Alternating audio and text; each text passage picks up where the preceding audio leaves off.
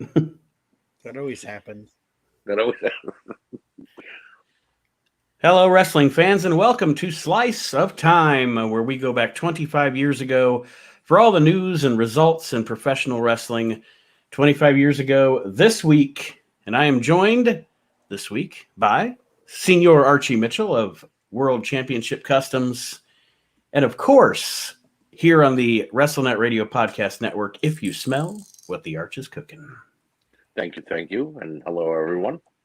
And of course, my brother Aaron is here. What's up? Mr. We Can't Wrestle podcast, Reliving the Extreme, and starting next week, the podcast, The Year That Was, ... 1997. That will be starting up here on the network as well.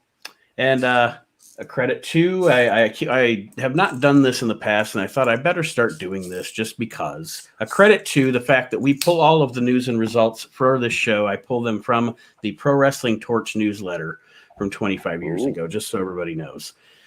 So that being said, we are going back to this week, 25 years ago. Guys, the first thing we will cover, October the 27th, 1996, live in Las Vegas, Nevada at the MGM Grand.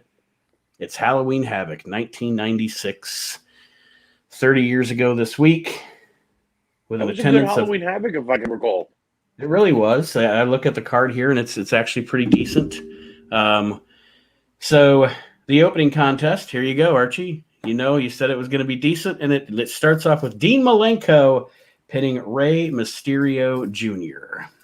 That was when Ray debuted that purple attire. No. That was in '97 against Eddie. Oh, Yeah, this was when Dean had taken his mask. Yes. He was like walking around with his mask and like putting it on the ring post and all My that. bad. Yeah. My bad. I don't know why I said it like post, but yeah. Post. Hey, the post. Yeah, you're like Bret Hart, man. Yeah.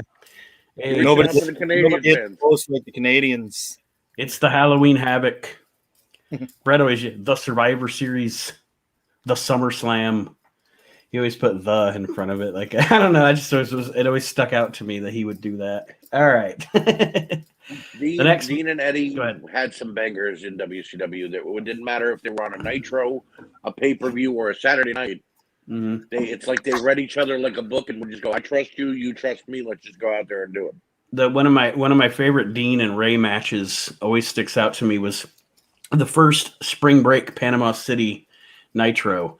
They had a match, and it was just, I mean, I guess they had, like you said, every match they ever had against each other was great, but that one just sticks out to me. It was fantastic. That's the funny thing about WCW too, because they'd like go to like Panama like a spring break, or they'd go to like Sturgis, you know, and they'd be in front of like pretty much I don't want to say nobody in the crowd was wrestling fans, but there were a lot more people there just because that was going on than just because they were at a club or at a biker rally, right? They went to a biker rally and they were like, oh, a wrestling show, I'll go watch that. And then there's like Dean Malenko and Chris Benoit are out there just busting their ass in front of this crowd. Yeah. I understand, like, this is fantastic. Speaking of Eddie Guerrero, Diamond Dallas Page pinned Eddie Guerrero to retain his ring. What was it? It wasn't the Battle Bowl ring. It was the Lord of the Rings. Lord of the Ring, yes. Well, it was the Battle Bowl ring, but they called it the Lord of the Rings to combat the King of the Ring. So DDP beats Eddie. The Giant beat Jeff Jarrett. I bet that I don't remember that match, but I'm sure it wasn't great. Yeah. If I recall, Jarrett actually got in a shitload of offense, and the Giant just chokeslammed him. You know, but it wasn't great. Yeah, it looks like he won the match by disqualification. The Giant beat Jeff Jarrett by disqualification? Yes. How stupid is that? I think Mongo and Deborah were at ringside or something. Something happened there with the the Horseman came, or Flair was out there, and apparently he gave the Giant a low blow for the DQ. Yep. So this is when they're, Six pinned Chris Jericho. Should have never happened, but okay.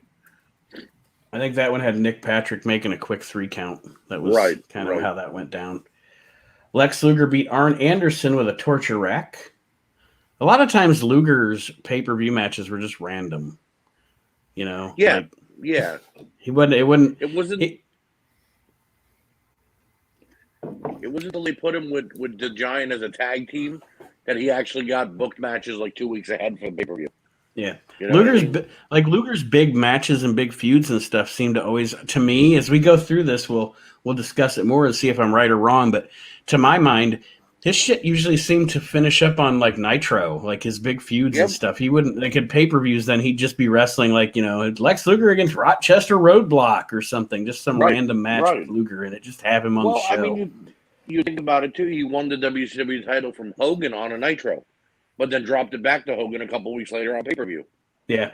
So which was so stupid. Yeah. It was so stupid. I hate that. That's one of my least favorite title changes in history because you're building to Hogan and Sting. I know we're getting off the rails here. Right. You're building to Hogan and Sting at Starrcade, and in the middle of that build-up, you give Luger the belt. So somebody already beat Hogan for the belt. It was like, what the fuck? Right. And so cleanly.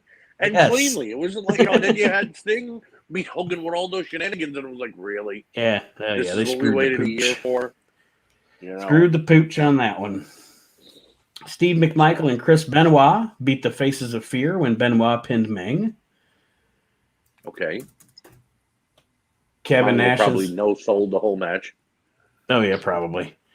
And Kevin Nash and Scott Hall beat Harlem Heat when Hall pinned Stevie Ray at 13:08. Those teams always had good matches. That was probably really good, yeah.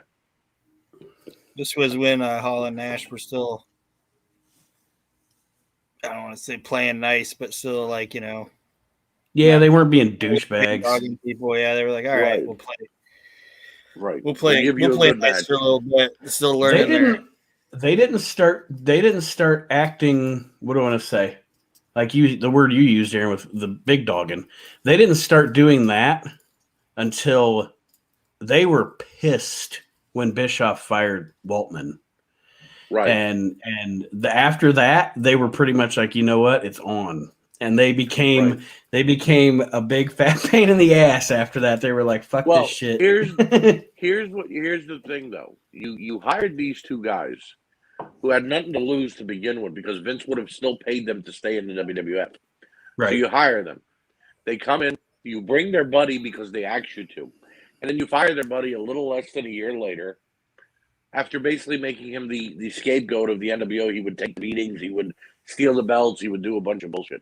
You fire him now. And now these two guys who had nothing to lose to begin with, that you paid all these millions to already, are thinking in their mind, we still have nothing to lose. Because if he fires us, we can go right back to Vince. Right. And it'll look like we went there to take over. Or we don't even have to go right back to Vince because if he fires us, we technically can just be like, you still have to pay us. Right. Right. They were on the what are you going to do? Right. They not only had guaranteed money, they not only had guaranteed money, but didn't they have favored nations too? Kevin Nash says no. That's one thing that he says they didn't have it. I think they had it. He just didn't want nobody to know they had it. He admits that they got more money when WWF did that whole Razor and Diesel coming back, but he claims they didn't have favored nations. Like Nash said that he'd be in the locker room, and I'll just throw a number out there. He'd be like, "Oh man." Like, say, like he was in it. Say, like it was like these weren't the exact words, but say it was like a double main event, okay? Mm-hmm. And he got 10 grand, and he would ask somebody, "Hey, how much did you get?" And they'd be like, "Oh, I got 10 grand." He'd be like, 10, huh? That's pretty good.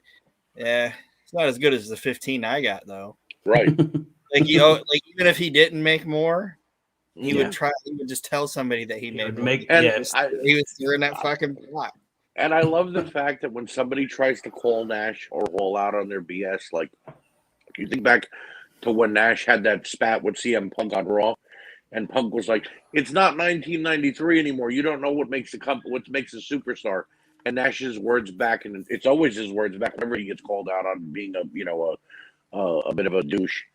Well, it's because of guys like me that you have guaranteed money. Yeah, because you held the company hostage, basically. That's why everybody got guaranteed money. You were pulling bullshit moves. Right. Not like you walked into Ted Turner went, the boys need guaranteed money. No. Yeah. You and Scott Hall did so much shit that people went, well, I guess we're giving everybody guaranteed money now. Yes, yeah. He wouldn't play in the Jesse Ventura role by trying to get everybody into a union. Yeah. No. So the main event of this Halloween Havoc Hollywood, Hulk Hogan pins Macho Man Randy Savage to retain the WCW heavyweight title after the Giant interferes. But the big news, it's not over after that, though. What's that, Aaron? They did whip him with Slim Jims. Yes, they did.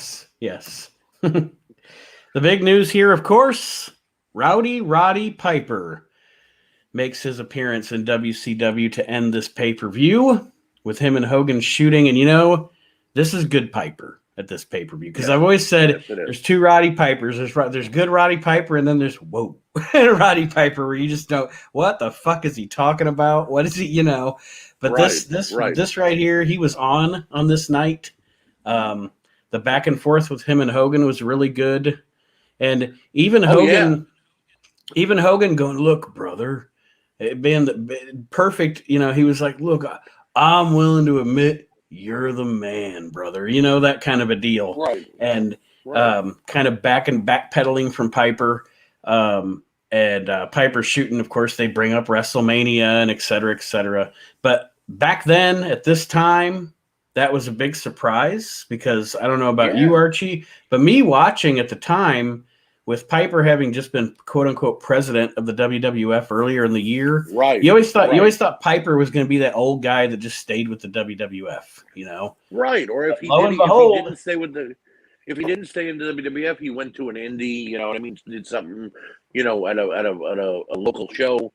You never expected him to jump ship. The thing that I always found funny about it, though, was the night of Halloween Havoc, you see Piper come out, grizzled beard, hair's all falling down in his face. But he's like, I made more money than you. I'm the icon. And it was the truth, in all honesty. Piper's movies did gross more money than Hogan's. And for the most part, he is just as big a name as Hogan at this point. Right. But then when he comes back to answer Hogan's challenge, because Bischoff's like, yeah, we went to go find Piper. When we get to that point, but when he comes back, he's clean shaved and he's got a buzz cut. And it's like, oh, you're being paid now. I understand. Yeah. You got cleaned up. Aaron, what did you think about this whole deal? Kind of like what you said. It was a surprise to see Piper show up, and it was effective, and people didn't think it was going to happen, obviously. And everything that built up every time Nate and I have talked about this before. The build up to like Hogan, Piper, and WCW is always exciting, but the payoff was always butt. Yeah, because Piper didn't want to lose. Right. Bischoff didn't want to piss off Hogan and take the belt off of him, so Piper would win, and then they'd just either be like, "Oh, well, that wasn't a title match," right? Or the next night on Nitro, they'd figure out some reason to be like, "Well, that victory was null and void," or they'd be like, "Well, Piper's not really contracted here." It's like, what the fuck is going on? Right. So you're just letting some random dude come on your show and talk? How many times is Roddy Piper going to beat Hulk Hogan and not win this fucking title? Yeah, right. Now, to Aaron, I agree with you. A lot of their matches in WCW were bad. Their first match, though, that they had the follow, I forgot what pay-per-view was it, Super Bowl? Or no, it's Starrcade. Starrcade, right? Yeah, that was actually a decent match because they actually went toe to toe for I think 12 minutes, but it still was good. Like, the matches and the feud and everything, it was good. But like I said, just the payoff of every match. The payoff, right? Why are they doing this? Right. Just put the fucking. So since we started with the WCW pay-per-view, we'll just do the WCW stuff first here. Monday Nitro, the next night in Phoenix, Arizona at the American West Arena. The opening match, Lord Steven Regal beat Juventud Guerrera to retain the WCW TV title. At the start of the match, NWO supporters walked around the stands with NWO signs. Six said over the house mic that the NWO was taking over.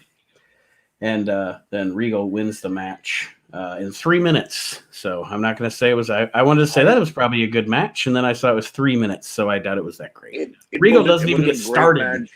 Regal doesn't even get started till 10 minutes. Yeah, he said that when he got into WCW, Dusty Rhodes.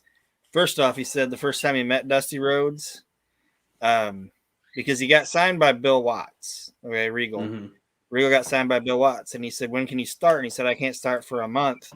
And Bill Watts is like, "What?" And Regal was like, "Well, I have bookings." And Bill Watts was like, "That's one of the best answers I've ever heard," and actually gave Regal more money because he was willing to finish out his bookings and just leave. Right. Because that's how Bill Watts is, you know. But then he said by the time he got there, Bill was pretty much gone, and Dusty Rhodes was in charge. And the first time he met Dusty Rhodes, Dusty was naked, except cowboy boots and a cowboy hat. And he was sitting with Doug Dillinger, and he was like, "I'm just like Whitney Houston. I got my own bodyguard." And he said, "What do you want me to do?" He goes, "I want you to go out there, and I want you to do that British shit. You got 5 minutes." I gotta do my British shit. 5 minutes. Takes longer than 5 minutes to do British shit. Diamond Dallas Page. I liked about Regal was they weren't just putting him against like a Bobby Eaton anymore, and they started to incorporate the cruiserweights to let them challenge for the titles, like Ray was doing it. Hoovy, you know what I mean? I would have loved the Dean Malenko versus Steven Regal match, but we never got that. Yeah, I don't think they ever did. They ever have a one-on-one match? I don't think so. They did. It was probably, like I said, it was probably on like a worldwide in front of like fucking bunch of people at goddamn Busch Gardens or whatever the fuck. Right. DDP pinned Mike Enos during that match. Hall and Nash showed up and held the tag titles up in the air. Fans cheered and held up NWO banners, but DDP wins. Dean Malenko beat Jim Powers, managed by Teddy Long. Good for Dean Malenko. I never understood Teddy Long managing Jim Powers. Craig Pittman, Ice Train, you know what I mean? It made sense. And I'm not trying to be, cause like a racial stir here. Right. It just didn't fit, though. Jim Powers was not the type of wrestler that Teddy Long would, even if you go back to the 80s and the 90s, the Skyscrapers, you know what I mean? It just didn't fit Teddy Long's at this time. People. At this time, all the people that Teddy Long managed, his team name, like his little group should have been called? What? Should have been Teddy Long's Worldwide. Yeah. Because he basically managed Worldwide. He did. Yeah. He did. Jeff Jarrett beat Ricky Morton with a figure 4. Let's see. The Amazing French Canadians fought High Voltage to a no contest. None of these matches so far have been more than 5 minutes long. Right. Where are they? Jerry Sags. They're in Phoenix. Okay. To me, it just sounded like it was one of those out. It sounded like it was one of those things where they'd be in Florida, but it's okay. Go ahead. Sorry. Rey Mysterio. Well, they're in Phoenix probably because it's close to Vegas. Because that's it sounded like one of those shows where they were in that thing where like the tree was in the entrance. But go ahead. Sorry. Rey Mysterio beat Jimmy Graffiti. Chris Benoit beat Eddie Guerrero.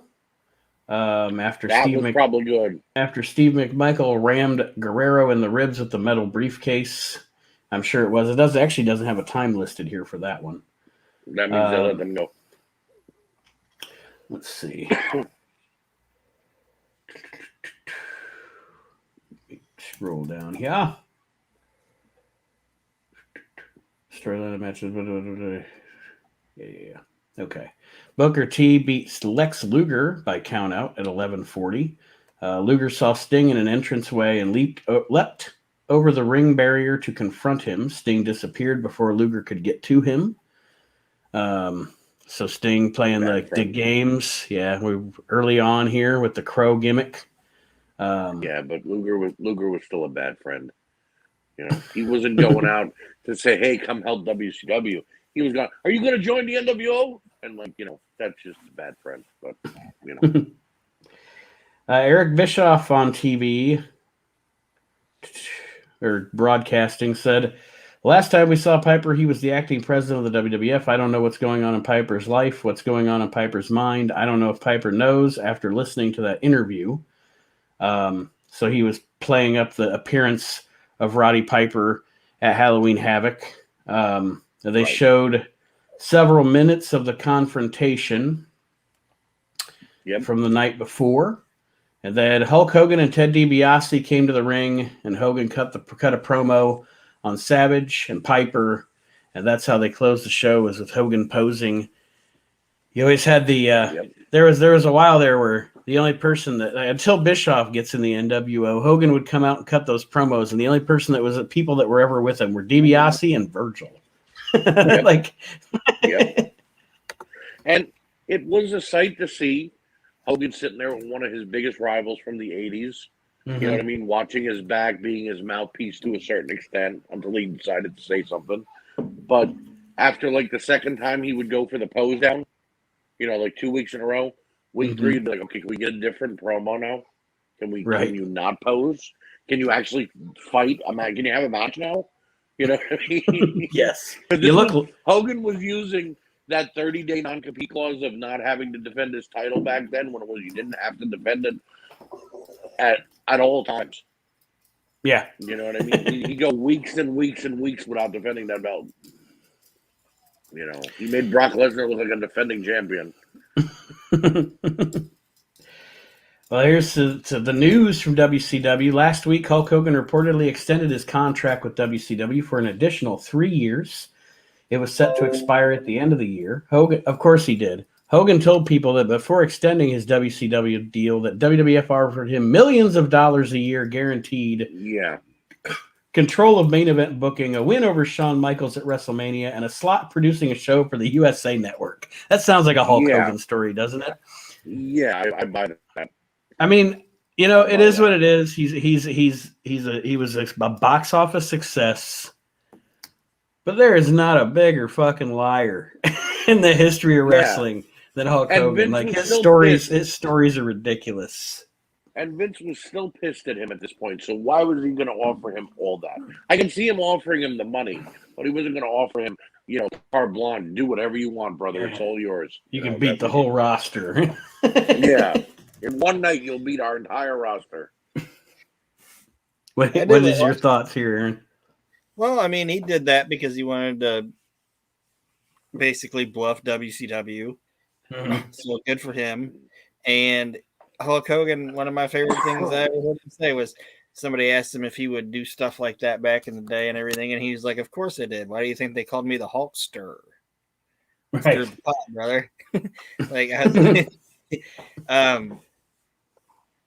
And I totally believe that he had a meeting with Vince.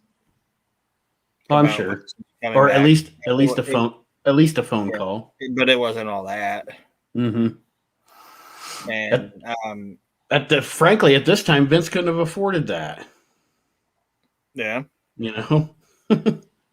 So you're gonna guarantee beat Shawn Michaels, and you're gonna get this. That wasn't a thing, but I'm sure Vince offered him guaranteed money. Sting's contract was not set to expire this year, although Sting is telling people that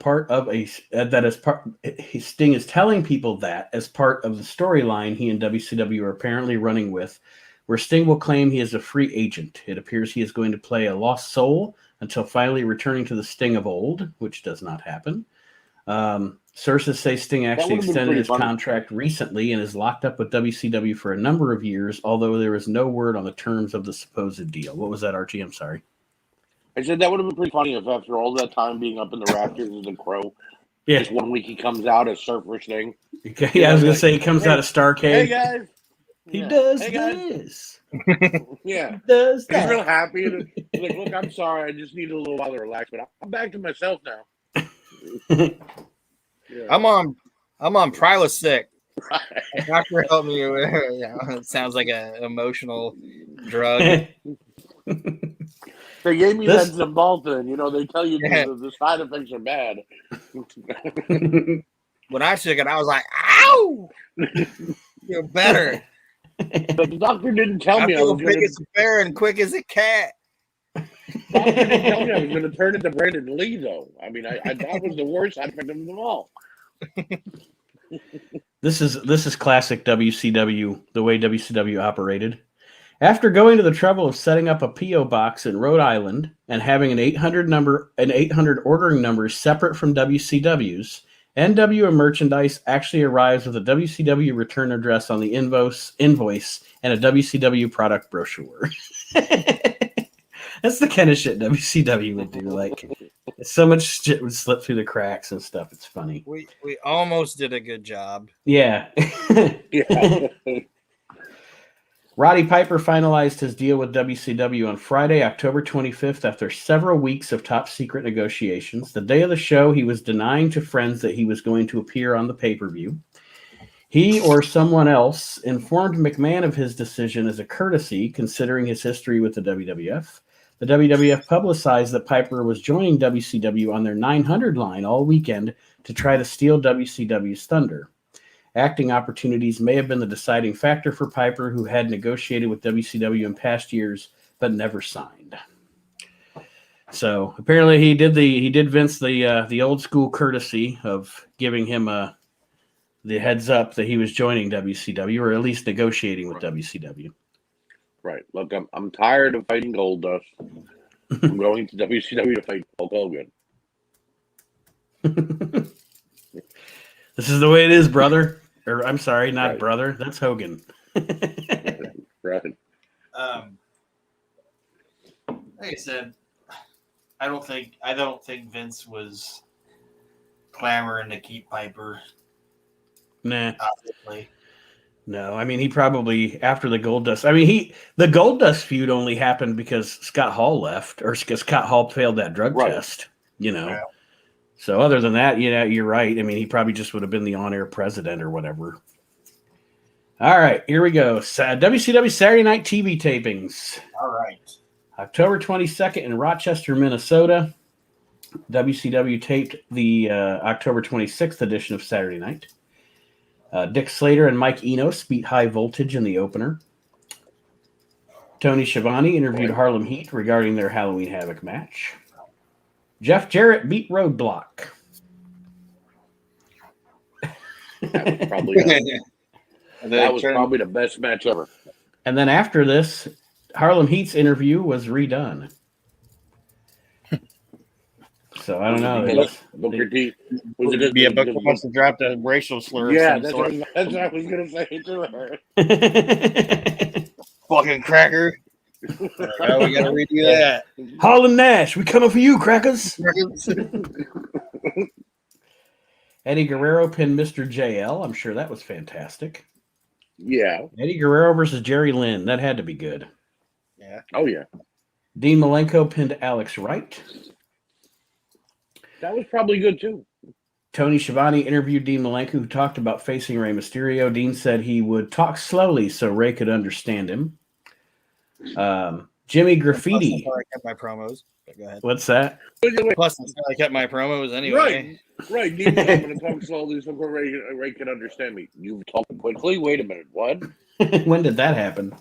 Yeah. Jimmy Graffiti pinned the Cheetah Kid.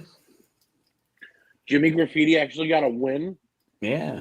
I don't know who the Cheetah Kid was. Anybody knew who the Cheetah Kid was? No. But why didn't they just call him Jimmy Del Rey? I don't know.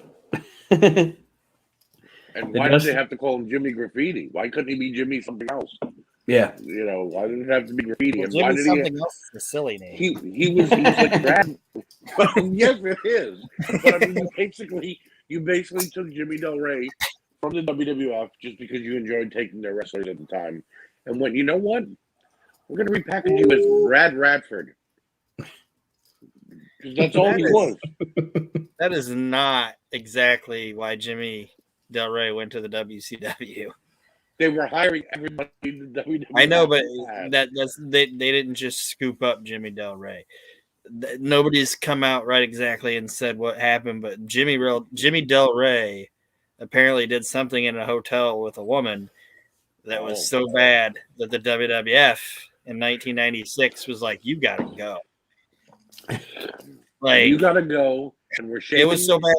It was so bad Tatanka was in the room and he got let go for a little bit, and then it found out that he didn't do anything with it. So wait. So they brought Tatanka the shit you did is so bad. We got to fire somebody else that was in the room, proximity. even though he didn't do anything. Right. Hang on. Like nobody, like legit. I've never read anybody, like I've never read or heard anybody that knew that was even willing to say what Jimmy Del Rey did in that room with that woman. But it was so bad that Tatanka was there. Well, obviously he sprayed her with his graffiti and reported it. Like he saw it and reported it, and he got fired. Oh my God.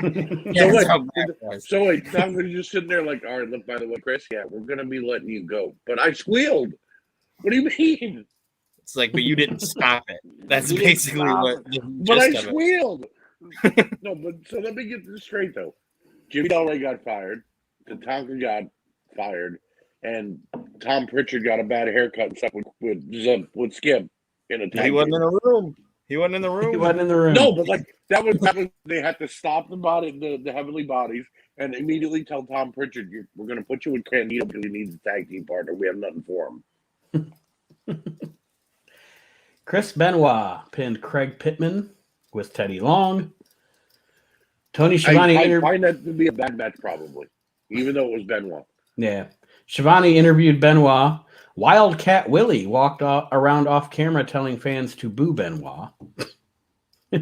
Benoit should have given Wildcat Willie the crossface. Who is Wildcat?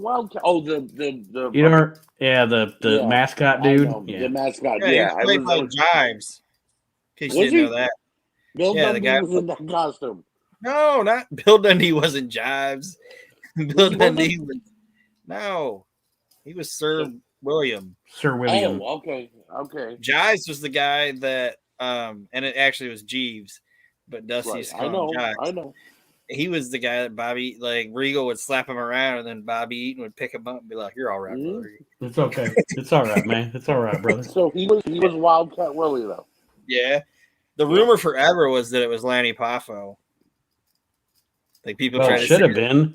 It should have been. He could have at least paid him to be there instead of sit at home.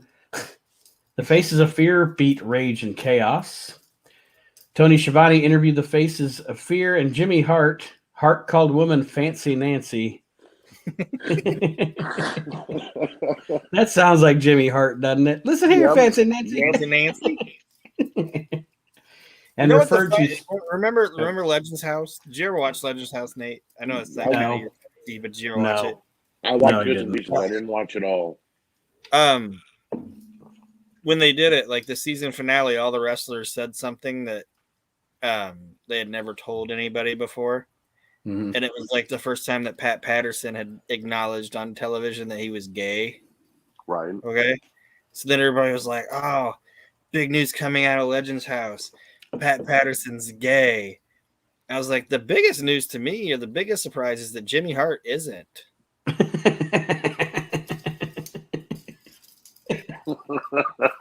Because Jimmy was talking about how he lost his daughter. I'm not making fun of that or anything, but I'm just like, man, I was surprised that Jimmy Hart wasn't gay. Go around Fancy Nancy and Fancy Nancy. Go ahead, sorry. You can edit that out if you want. I like that. Chris Jericho pinned Jimmy Graffiti. Joe Gomez pinned Mr. JL. What a travesty that is. What? I like how everybody was like, what? How? Why? Good Lord. Jerry, I bet this. Like, let me go to WCW, please. I bet this next match was fucking terrible. Ron Studd beat Roadblock. Oh, God. I bet that was, as Jim Ross would say, bowling shoe ugly. Good Lord. And in the main event, this, I actually would, I think I'd have been, even though it was a TV taping, I'd have been Chris Benoit and Chris Jericho were on the show. I'd have felt cheated. In the main event, High Voltage beat the Fantastics. Oh, God. That's the main event. Why? Why? On what earth is that main event? Was it? Did Not it what say? what hurt. Is it the real Fantastics, or was it Bobby and his brother, or was it actually Tommy Rogers? No, it was Bobby always and Tommy. Rogers. Yeah.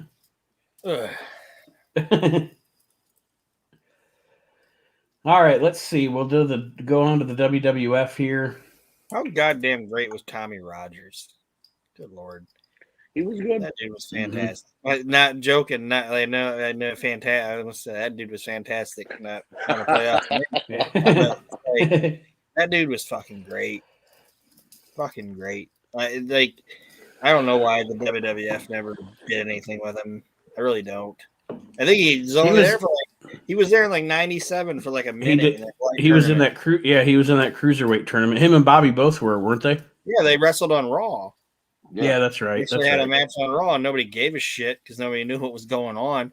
And they let Ross talk about it a little bit. But it's like, man, if I was a wrestling company in like 1995, and I mean, Paulie ended up picking him up for a little bit. Mm-hmm. It's like I would have picked that dude up in a heartbeat.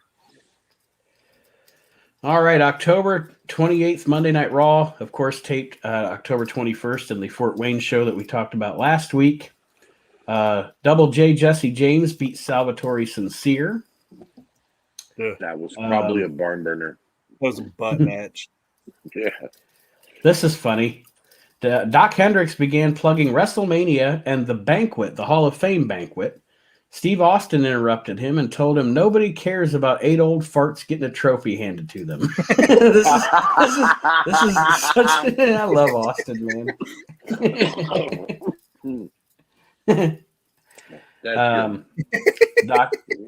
Doc's when let's see here.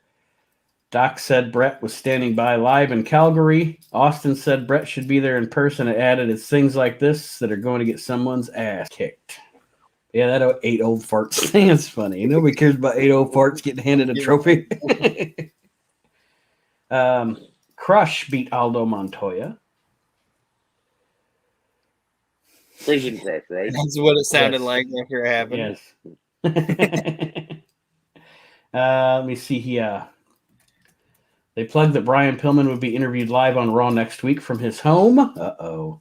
Austin then complained. Yeah, we'll get to it next week, but it's coming. Austin then complained that the WWF went to Brett's and Pillman's house, but didn't go to his house in Victoria, Texas, and made him fly to the WWF studios.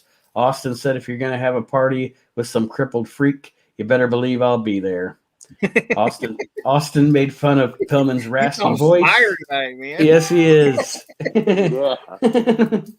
When McMahon questioned why Gorilla Monsoon hasn't done anything to him yet, Austin told McMahon that Monsoon is just a puppet and that he is really in control and he's a greedy promoter. He said he himself will make money from the match and that he'd just as soon kick Pillman's ass for free. Let's see here. Billy Gunn beat Freddie Joe Floyd, who of course was Tracy Smothers. And then they had they had one of the Bret Hart, Steve Austin side by side on camera interview segments here. It doesn't really go into detail about what was said, other than I'm going to kick your ass. No, I'm going to kick your ass, essentially. I liked when they would do that, though. Somebody live from the studio, somebody live from their home or what have you. Because obviously back then, a Raw was an hour, so you're not going to get to see every wrestler wrestle every week like we do nowadays. Right. But you could feature those stars on the show to get over upcoming shows. They don't do that anymore. They just put them in a really bad match that week. Yeah. Or in AEW, they just wrestle around video game machines or whatever. Right. Shawn Michaels beat the British Bulldog with Owen Hart at ringside for commentary, which I'm sure was.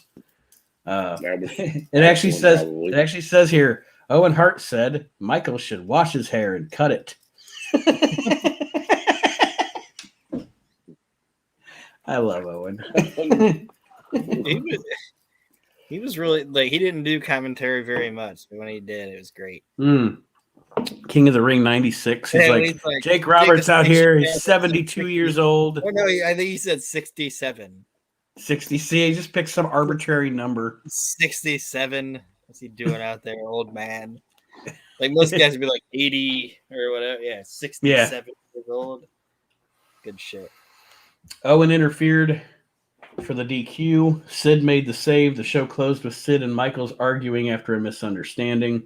And then Owen and the Bulldog challenged them to a tag match. Let's see here. See if there's any news here. There's not a lot of WWF news, but there is some WWF TV taping and house show results. Okay. The WWF read. No. That's not what I wanted to read. They've dropped their initial idea of having, I don't know how true this is. Of course, this is, from the Torch, and sometimes the dirt sheet guys like to speculate. So this sounds kind of silly, but you never know. They've dropped their initial idea of having Jesse James bleaching his hair, allowing him to establish his own identity for the Double J character. I don't think I ever heard that was a possibility. I don't think they were going to have him bleach his hair like Jarrett's. No. They just had him bury Jarrett every time he would talk. Yeah. Savio Vega injured his calf muscle working out this week. And Jay Strongbow collapsed backstage at the Raw tapings on October 21st. There was fear he suffered a heart attack, although it was less serious. He was released from the hospital Friday. Jay Strongbow always looked like he was ready to have a heart attack. I think he heard Austin's comment and was like, ooh. How could he say that about us? Let's see here. October 23rd in Evansville, Indiana, Bradshaw beat Barry Horowitz. Crush beat Bob Holly. Good. That was even better. Steve Austin beat a tag match. Yeah. Get it out of the way all at once. Steve Austin beat Barry Windham. Okay. Sid beat Mankind. Okay. The Sultan beat Aldo Montoya. That was the only person the Sultan ever beat. That and a couple jobbers, but yeah, the only person that had entrance music that the Sultan ever beat. Right. Mark Marrow beat Hunter via DQ, and Hunter hit the ref. Owen and the Bulldog beat the Grimm Twins. Oh, I'm sorry. Ooh. Owen and Bulldog beat the Grimm Twins, the Smoking Guns, and the Godwins in a four-way tag. The Grimm Twins, of course, are Ron and Don Harris. Yeah. And Shawn Michaels beat Goldust. That was probably good. Those two always had decent matches against each other. That's a very WWF-esque house show. Where was that at? That was in Evansville, Indiana. Evansville, yeah. Surprised Lawler wasn't on there. I know, yeah, right? I didn't even think about that. I had Lawler on there. October 25th in Rosemont at the Horizon. Justin Hawk Bradshaw beat Barry Horowitz. Crush beat Bob Holly. The Grimm Twins beat the Smoking Guns. Stone Cold, kind of the same, almost the same card. Stone Cold beat Barry Windham. Shawn Michaels beat Vader. The Sultan beat Aldo Montoya. British Bulldog and Owen Hart beat the Godwins. Hunter beat Mark Marrow. And in the main event, Psycho Sid and The Undertaker beat Goldust and Mankind. It's probably a really crazy main event. That was good. That was a good match, I bet. It sounded like an okay show. I mean, every house show has a couple of matches where you're like, you know. Yeah. But yes, ladies and gentlemen, at this time we are still. I think we're just about to end the run of WWF Superstars.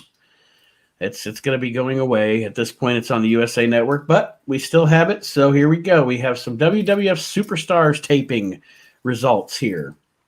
October 22nd in Cincinnati, Ohio, the WWF taped 4 weeks of WWF Superstars.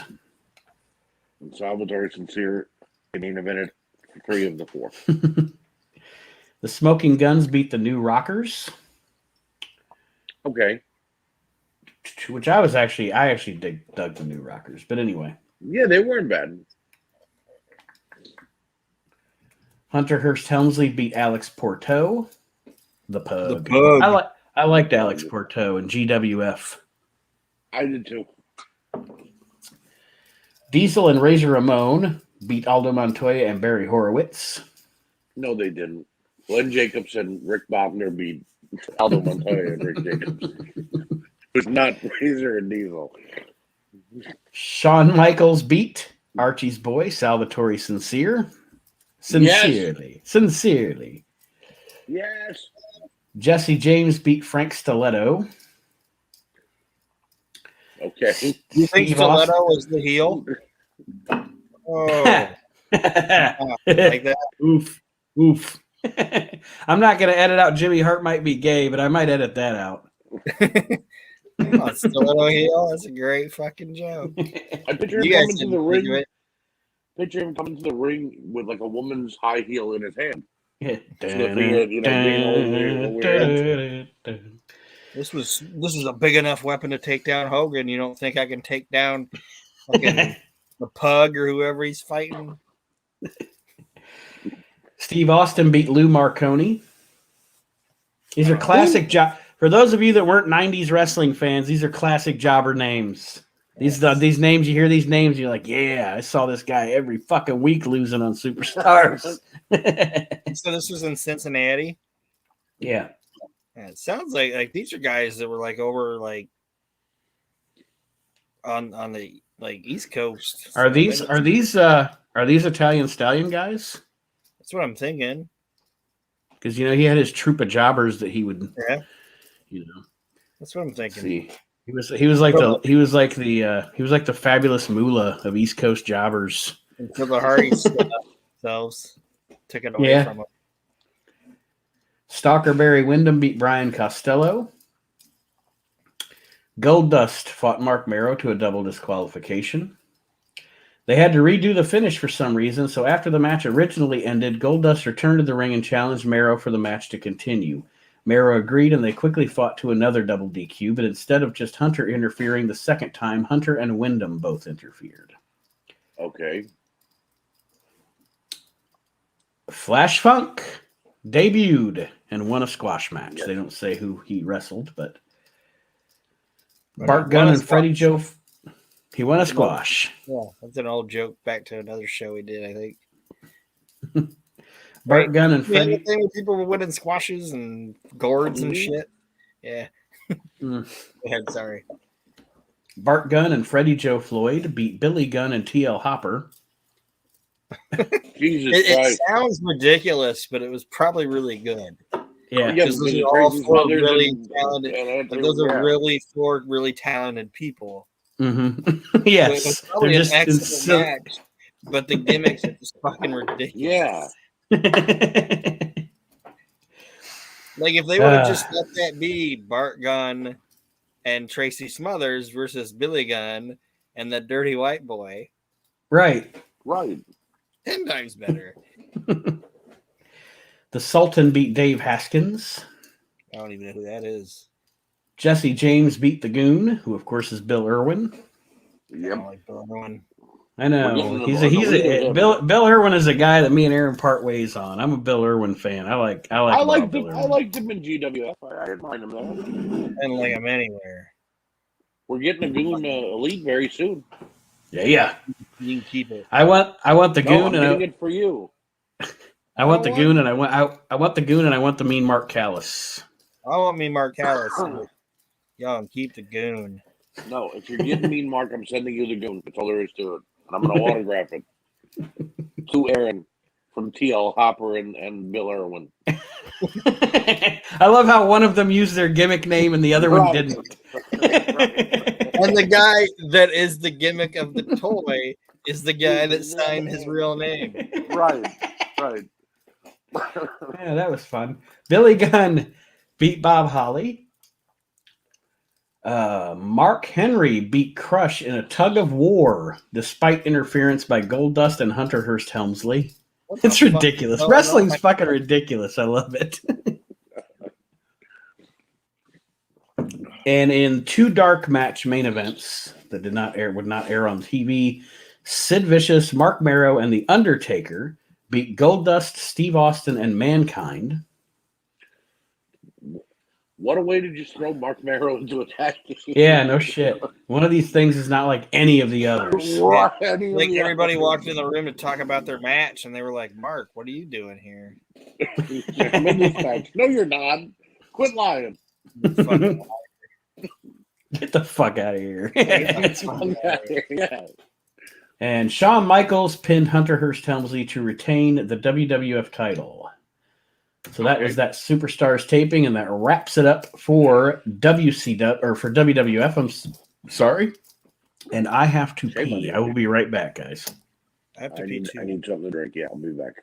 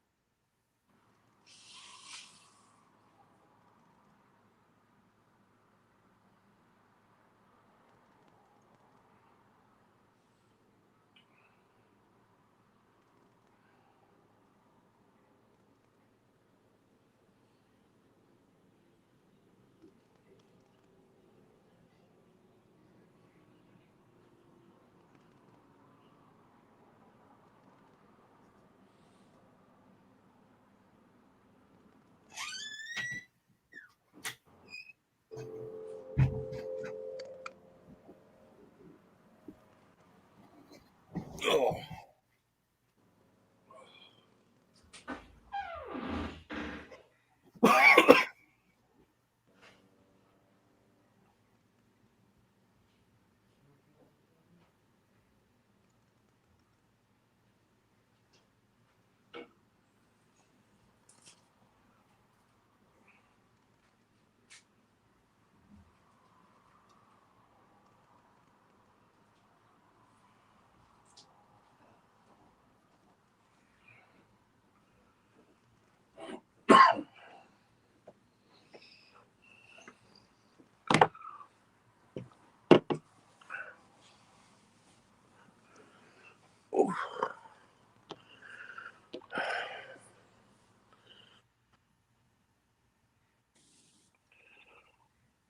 Aaron, can you hear me? Yeah. Okay, cool. How's everything been going? Yeah, all right. Work-wise, it's crazy because of the holidays, but Oh, of course. Of course. But I've been talking How's with the new lady? Oh, good. I was just gonna say we're talking, but taking it slow. All right. Yeah, not jumping into nothing. Like hanging out when we can. She kind of has it. She's got 2 kids. Like she's got 2 twin boys. She's like I don't want to jump into anything too quick. I was like, I understand that. You know, like I haven't met her kids yet or anything like that. But like, if like we've gone out a couple times, or I'll go over and hang out after her kids are asleep, type of thing. Right. Okay. Just keeping it chill. Sometimes there's no reason to rush. Yeah, I told her, I was like, that's totally up to you. Like, she's like, you're not mad that you haven't met my kids yet, have you? Are you? And I said, no. I mean, I like kids, but they're your kids. Like, I don't. Right. Like, that's one of the words I told her. I said, that's one of the things that's rough about, like, when you try to, like, date somebody with kids. Not that it's rough to date somebody with kids, but kids become attached to people. You know what I mean? Of you course. Don't want to be right. You don't want to be like, okay, this dude was in here and now he's not. So then they just understand, okay, well, guys come in and then they leave. You know, it's like I totally understand it. And I said, I become attached to little people too. You know what I mean? Like I don't want kids, but I like them. You know what I mean? Right. Like when I dated Jen for 4 years, and she had her granddaughter, and she raised her granddaughter. And I don't miss Jen, but I miss the shit out of that kid. You know what I mean? So So I told her, I was like, I totally get it. I said, we'll keep the shit at the pace that you want. I'm a single dude. Doesn't matter to me, you know. Look, when she's ready, you'll be ready, and Yeah, you also got to make sure the kids are ready too, because sometimes kids don't react to, "Hey, I'm dating your mom," whether they're 5 or they're 50. yeah, It's still, they still may act differently, yeah. So So plus I like her, so I was like, I'm not gonna be mad if you want to wait a little bit. That's fine with me. right, right. Give it time to work out too. It's not just about the kids. Give it time to make sure you guys like each other in the long term of things, rather than it Yeah, just being a couple of weeks and you guys going, you know what, it's really not working out. yeah. That's what I'm saying. So she's funny though. She's a funny person. That's All right, the main thing. Like that's a big thing for me. You got to be of funny. course, You got to have the humor. Oh, some right. fucking boring person. Like I think I'm a pretty funny guy, but I think she's funnier than I am. Honestly, Okay, okay. there's not very many people that not talking myself, but uh, humor wise, but there's not very many people that can like hit back at me right away. But she fucking Right, right. she hits back at me right away, like right away. Good. That's good. That's the kind. She's I'm the same way. like, If I make a joke with somebody and they just sit there and look at me, I'm wondering now, did I hurt their feelings? So when yeah, you get somebody like you said that can dish it out quickly, it makes you yeah. understand. Okay, She's they know I'm joking. like I told Nate, she's 30 and I'm 38, and one of the first things we did was we went out to a restaurant in Salina, which is like 30 minutes from Van Wert. And I Right. was like, let's go eat over there. And then I was like, then we can just like drive around and look at thrift shops or whatever and just have fun and talk. So we're driving. She's like, oh, that sounds fun. So then we're driving around doing all that, you know. We're walking around a Mm-hmm. thrift shop. I'm like, so she's like, oh, that's nice. And that's nice. I was like, so do you like walk around looking at old things? And she's like, I'm with you, right? I'm Oh like, my that was a god. fantastic day. That's good. That was a That is fantastic. good. But I gotta read you Right. guys the thing. I gotta read you guys this. And Nate, don't put this in the show. I won't.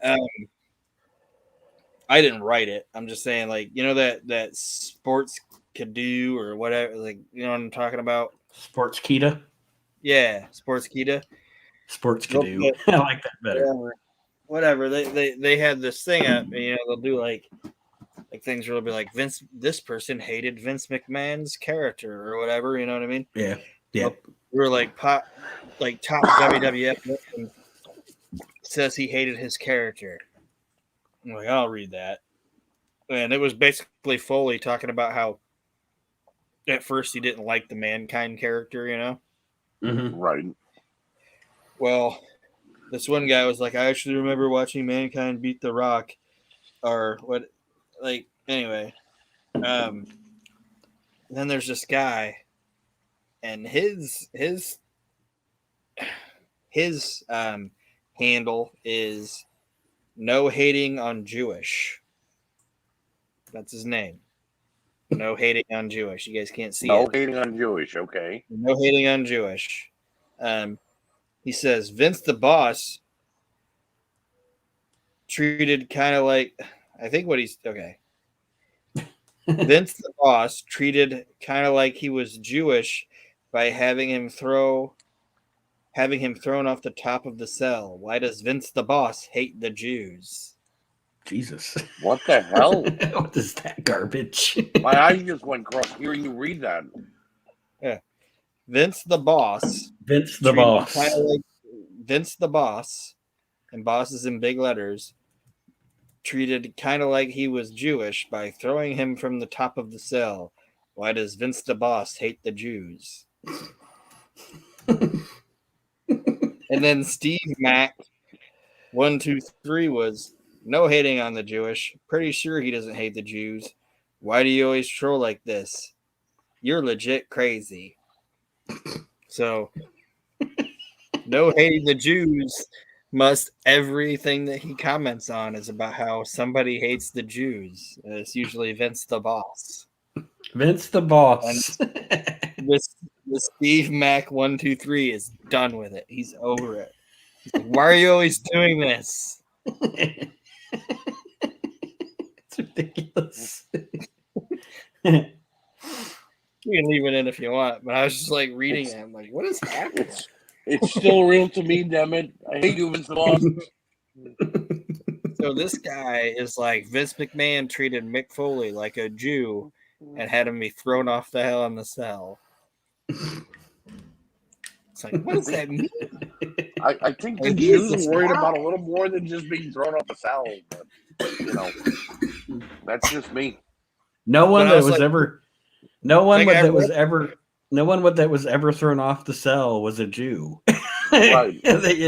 Mick Foley, Rikishi, no Jews detected. Right. Like I was reading the story and I'm like, well, this is an anticlimactic story because I've heard plenty of times that Mick hated that gimmick when it first started, you know. But then I got to the comments, I'm like, oh, this took a turn. All right. Okay, now we will roll into ECW to close out the show because spoiler alert, or not a spoiler alert, it was a spoiler alert earlier when I told Archie no indie results this week. I'm a sad panda again. I got lots of expletive deleteds for that one. All right. ECW House Show, October 26, 2006, at the ECW Arena. This is kind of a historical one, everybody, and we will get to that in just a second. Devon Dudley, Axel Rotten, and JT Smith beat Bubba Ray Dudley, Hack Myers, and Baby Morton. I don't have any idea who Baby Morton is. And even the thing here, Wade Keller's report here even has Baby Morton ? Yeah, they were trying to build this guy like a Ricky Morton Jr. And they called him Ricky Morton for a little while. They called him Ricky Morton Jr. and it just wasn't going off. Then they called him Dave Jericho. And then they switched it to Baby Morton, and then he just disappeared. I remember this guy. I'm glad that happened. Mikey Whipwreck pinned Johnny Smith. Of course, Mikey, the king of the upsets in ECW, beating Johnny Smith here. And here's where we go, or here's where it starts. This is a historical night, for good or bad, in ECW. Baby Morton is so random that I tried to Google it to see what it was, and it was like, do you mean Baby Motrin? You're lucky you didn't get pictures of babies. Yeah. Here is Baby Morton. little chubby Baby Morton. Yeah, Baby Morton. Joey Styles came out and said he has respect for the amateur league up north, the WWF. He talked about Mark Henry. He said he has respect for his Olympic achievements. He then mentioned a silver medal and a gold medal winner who had been on Nitro recently. He then talked more about the Olympics and then brought out a gold medalist in Greco-Roman wrestling, Kurt Angle. Yep. Taz then came out and shook Angle's hand. He said he respects him. He told Angle to watch his match and comment on it with Styles. Taz, with Bill Alfonso and Team Taz, beat Little Guido. Chris Candido pinned Spike Dudley. Fans chanted Candido and We Want Sonny and Skip is dead. Because Candido has recently returned to ECW here. And actually did the best work of his career. No gimmicks needed. Yes. I agree with Aaron. This is the best work that Candido did in his career. Without Absolutely. a doubt. How they didn't strap the ECW title on him at least one point, I don't know. I guess because Shane was there and he was, the second command to the triple threat. So, yeah. But he could have been ECW champion anytime he wanted. Shane Douglas beat Cody Michaels. But the aftermatch is the important part. Douglas then knocked down the ref and applied the full Nelson. Pitbull 2 came out and Douglas ran. Pitbull 2 hit all the wrestlers who were holding him back. Douglas snuck back in the ring and hit Pitbull with a chair. Pitbull didn't sell it. Douglas ran. Pitbull went after Francine, but wrestlers held him back. Joel Gertner entered the ring. Fans chanted, "Fuck him up." Gertner shoved Pitbull while announcing Douglas as the winner. Gertner didn't get to finish his announcement because Pitbull was going after him. As Pitbull grabbed him for a fallaway slam, Gertner said, "Oh shit," over the house mic, and he threw Gertner over the top rope onto the wrestlers at ringside. This is Too Cold's last ECW match. He actually loses to the Sandman. Sandman retains the TV title. All right. Tyler, who anybody that doesn't know is Sandman's son, came out. Raven then entered the arena from the main entrance. He nailed Sandman with a cane. Blue Meanie, Stevie Richards, Lori Fullington, and Supernova all came out. They set up 2 tables and pile drove Sandman through both tables. Bad Crew and Louis Spicoli then tried to come out, and Brian Lee stopped him as he was waiting in the entrance aisle. Sandman was then crucified on a cross, which was hung up in the ring ropes. By this time, he was bleeding. Tommy Dreamer then came out and brawled in the crowd with Lee briefly. The ref and Todd Gordon then tried to cut Sandman down from the rope, but ended up carrying him out on the cross instead. If I'm not mistaken, Nate, he even had a crown of thorns made out of barbed wire put on his head. He did. Yes. They went the whole way. Because he was there. Oh, go ahead, Archie. And in the crowd was very religious. Go ahead and say it, Nate. Kurt Angle. Yep. And because he happened to make his appearance in ECW on this night at this time, they did not get to sign Kurt Angle because he was like, fuck this shit. I'm not working with this company. He ripped Paul Heyman a new one. Kurt's going on record as saying, if you put my image or my name or my voice on that show, I will sue you. Yep. Like, I will sue I think it was only on the tapes. Mm-hmm. I think he only appeared in the tapes. And they said it one time on TV that he was there, but they never showed him. Do you remember what Raven said about it? No. When people yelled at him about it, they said like he couldn't figure out why people were mad at it, and they were like, "Well, you're Jewish. What if you would have put him on the Star of David?" And he was like, "Well, he would have rolled away." Now, do you think? Now that was good. Do you think Paulie walked in after Angle cut him a new one and said, I ain't working here. Fuck you. This is ridiculous. You think he went into the back to Raven and Sandman and went, guys, I think you went just a little too far. Well, okay. So the story goes after the intermission on this show, and this was probably after the altercation with Angle and Heyman, I'm assuming. Right. But Raven actually came out and was apologizing to people around the arena and specifically saying that Todd Gordon and Paulie Dangerously didn't know what he and Sandman were going to do. In other words, Paulie was like, you need to take the heat off of us. Right. Put the heat onto you. Because Paulie knew exactly what the fuck was going on. He booked it. He told him, you're going to crucify the Messiah of ECW. Yeah.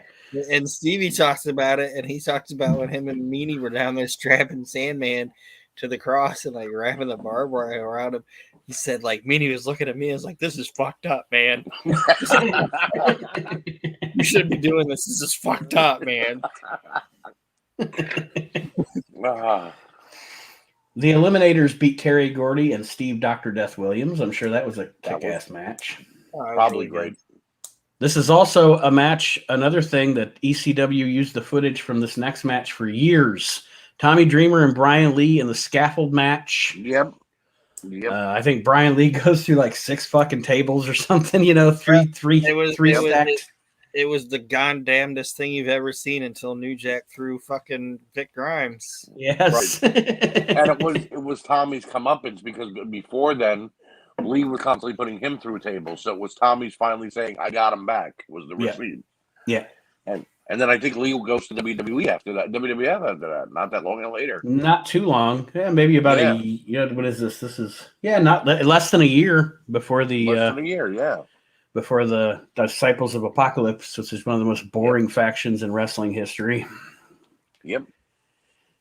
Sabu and Rob Van Dam beat Doug Furnace and Dan Crawford. That was probably good again. I would have loved a bit of this fucking show. Yeah, no kidding. Right. Sounds fucking amazing. It was this show that didn't allow my parents to ever let me go to an ECW show. Because my dad walked by as I was watching it all unfold on TV. My dad went, what's going on in wrestling? I'm like, it's what usually goes on, Dad. Like, no, that's not what usually goes on. So he sat down next to me and he's watching it. And he's like, "Are they crucifying him?" I'm like, yeah. Yeah. He's like, "Why? Was that like a part of the match?" I'm like, "No, it's after the match." He's like, "Yeah, turn that off. You asked if you can go to their pay-per-view. Guess where you're not going." I'm like, fuck. Isn't that always when our parents walked into us watching wrestling? Is when the most controversial shit was going on? My dad loved to walk in when Sonny was opening Raw in the tub, or Aaron. Ours was different with Dad. With our dad would always walk in when the most ridiculous thing was happening. Yeah. If he said, "Oh, wrestling's awesome," and then Dad would walk in when Vince McMahon was running around the ring with his ass hanging out, with a cowboy hat on. With his cowboy hat on. Like, oh yeah, this is what I'm watching. I'll never forget it. I'm sorry to go off but this is a funny story. I'm watching ECW's Heatwave 98, I think it is, or 99, whichever one Jenna Jameson was there on. My dad comes in. It's on video. I got the video from one of my friends. I'm watching it. My dad comes in as the Dudley Boys come out with Jenna Jameson. So my dad's watching, and he's like, "So who's she?" And for a split second, I begin to try to explain. And then I remember where she's from. And I go, "I don't know." He's like, "You know." And I'm like, "No, I don't." I know that you know, and I know you know I know. And I'm just like, "You know what? I'll watch this later." He's like, "I don't care if you watch it now," but I'm like, he's like, "You were about to tell me who she was," and I'm like, "Yes, I was." She get, I don't know. And can you believe Vince McMahon said she was ugly? Yeah, he did. Val Venus didn't think so. Nobody did, but Vince wouldn't let him use that footage because he said, "Why would I want that ugly person on my show?" That's why I think sometimes Vince was like the ultimate troll and was just fucking with people. Right. I don't think he is anymore, but I think back then he was just fucking with people. Yeah. Well, and he's like, there's nobody more powerful than me around here. Yeah, I can just troll. I can troll when I want to troll. I could just say she's the ugliest person I've ever seen in my life, and Bruce Pritchard just has to be like, "Oh, yes. Yeah, she's horrible, man. She's horrible. There is, that's about it, because the only other, I guess I was wrong. The October 26th show was not Scorpio's last ECW, because the news here says Scorpio actually finishes his run with ECW at November to Remember, so he's still got a few weeks left. And then the only other news item is what I just talked about. After Raven crucified Sandman at ECW Arena, he came out after the intermission and apologized to the fans for essentially going too far with the angle, especially giving the religious elements. He said Paul Heyman and Todd Gordon did not know what he was going to do, which we all know is bullshit. Right. But that's Scotty being the company man. That being said, that puts a wrap on this week's edition of Slice of Time, as we have gone back 25 years here in professional wrestling. Archie, any parting words for the listeners this week? There better be any results next week. That was a parting word for me. No. Continue supporting the We Can't Wrestle podcast and WrestleNet Radio. Continue supporting If You Smell What They Are Just Cooking, which comes out on the weekends because it's right after AEW Rampage. And please, when it does return, give Aaron's show, the year that was, a chance, because it is fantastic. You get down to the minute understanding of what was going on that week for the year of 1997, whatever month we're going to be in. So, I'd have to go back and look, but I know we're moving into that fatal 4-way in your house pay-per-view, so it'll be right after that Royal Rumble.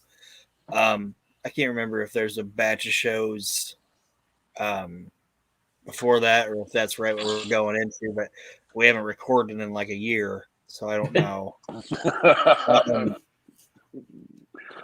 But like Arch said, support all the shows, support all the people.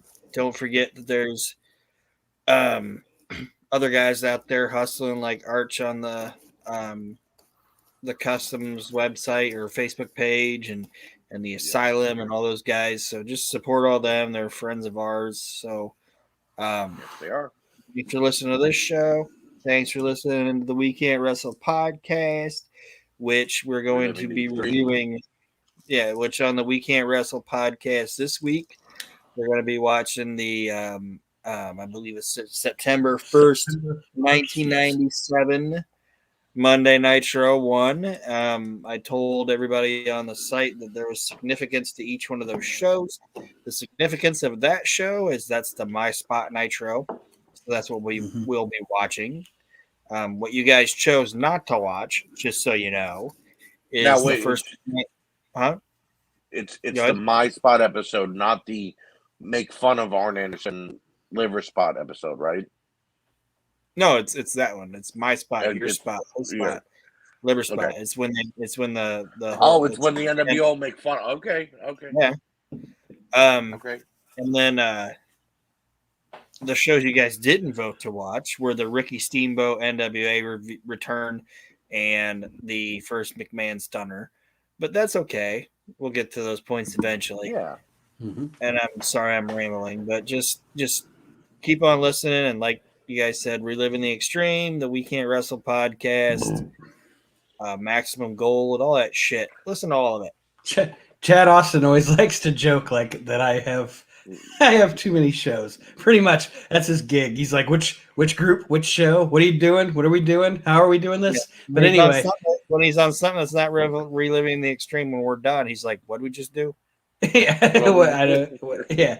He tells me all the time though, Jesus Christ, you got a lot of shows. But yes, the WrestleNet Radio Podcast Network, this show, the We Can't Wrestle podcast, of course, our flagship show, Reliving the Extreme, where we where we chronicle the history of ECW from beginning to end.